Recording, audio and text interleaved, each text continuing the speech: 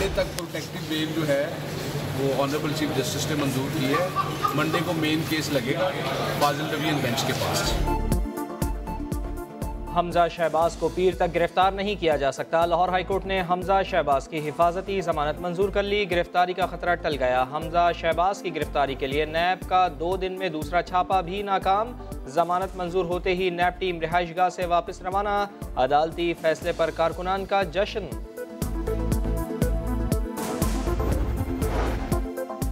एक पाई की करप्शन साबित नहीं हुई। अवाम की हालत में सुरखरू हो गए हैं। नैब टीम के जाते ही हमजा शहबाज छत पर आ गए। कारकुनान को नारों का जवाब दिया। खिताब करते हुए बोले, तमाम तर तहफुजात के बावजूद नैब के रूबरू पेश हुए। कौन सा दबाव था जो उन्होंने दहशतगर्द जैसा सलूक किया? हमारी घरों की दीवार फलांग कर अंदर आए। चादर चार दीवारी का तकद्दुस पामाल किया। मुझे दहशतगर्द की तरह घर में महबूस किया गया।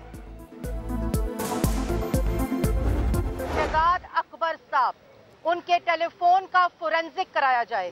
जो वो डीजी नैब के साथ गुफ्तगू करते हैं, जो वजीर आजम के ऑर्डर देते हैं और इस किस्म का तासुर पैदा करने की कोशिश करते हैं कि ठोस शवाहिद इकट्ठे हो गए। मौजूदा हुकूमत और नैब का गठजोड़ है। वजीर आजम ने रियासती दहशतगर्दी का हुक्म दिया। तर्जुमान नून लीग मरियम औरंगजेब की कड़ी तनकीद बोली। नून लीग ने रियासती दहशतगर्दी का हुक्म चैलेंज किया। नैब को हमजा शहबाज की गिरफ्तारी से रोका गया है।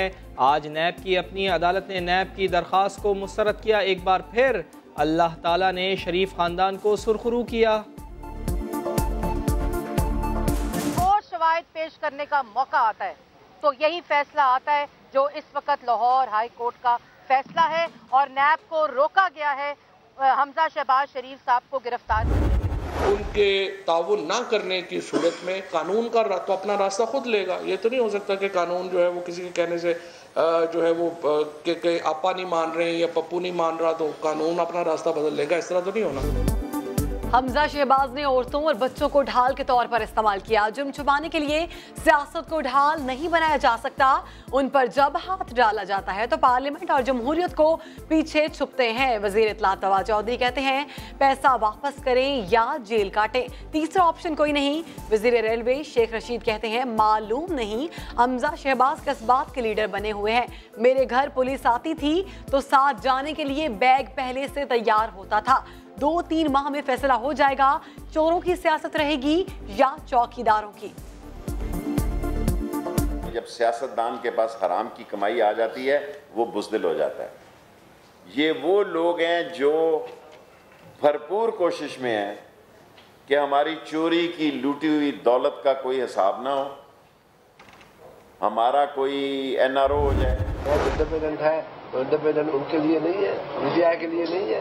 लोग पकड़े नहीं जाते, पहले ऐलान हो जाते हैं कि इंशाल्लाह अनकरीब फलाना फलाना फलाना भी जेल में जाएगा। नैब का ट्रेंड चल चुका है कि मुल्क में सियासतदान करप्ट हैं। करप्शन के खात्मे के लिए सिर्फ सियासतदानों को गिरफ्तार करना गलत है। जियाले रहनुमा खुर्शीद शाह की घनगरज बोले, नवाज शरीफ अब हमजा के खिलाफ नैब की कार्रवाई हो रही है। पकड़े जाने से पहले ही ऐलानात हो जाते हैं कि फलां जेल जाएगा। जब नैब आज़ाद इदारा है तो PTI के लिए आज़ाद क्यों नहीं?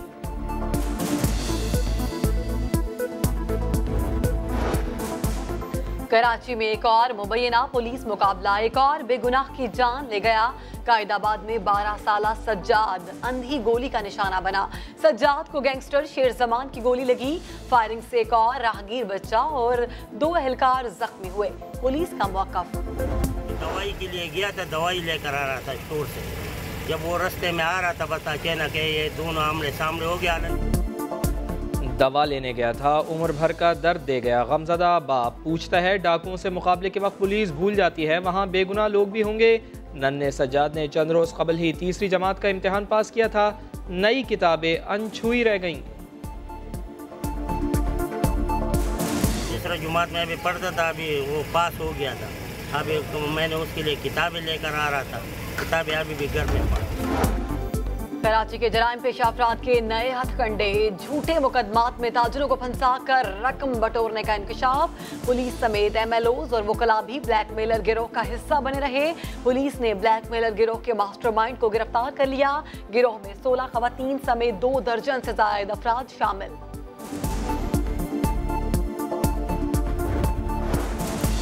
सच ही को दवाम और सदाकत ही बेहतरीन हिकमत अमली है। जंगी जुनून के जरिए इलेक्शन जीतने की भारतीय जनता पार्टी की कोशिश उल्टी पड़ गई।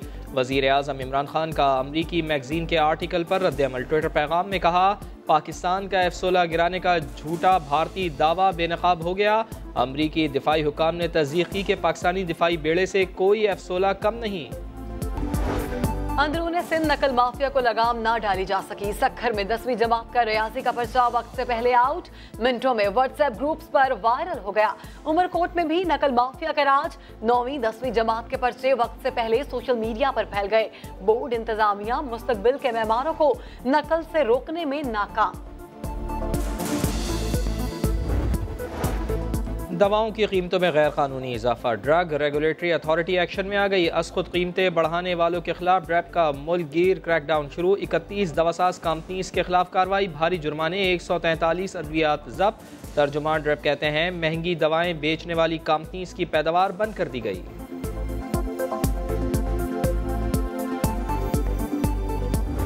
ऑब्वियसली अगर एज अ कैप्टन जो है वो आपका एक मेन बॉलर जो स्ट्राइक बॉलर है वो विकेट ना ले रहा हो तो ऑब्वियसली कैप्टन के लिए थोड़ा सा अलार्मिंग सिचुएशन जरूर होती है। दुआ ही मांगे उनके लिए उनको थोड़ी बहुत विकेट भी मिल जाए। मोहम्मद आमिर हमारे मेन स्ट्राइक बॉलर हैं, वो विकेटें नहीं ले पा रहे, उनके लिए दुआ ही कर सकते हैं।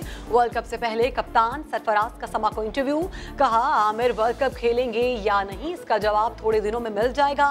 मुकम्मल इंटरव्यू कल शाम 5 बजे प्रोग्राम स्पोर्ट्स सेक्शन में नशर किया जाएगा।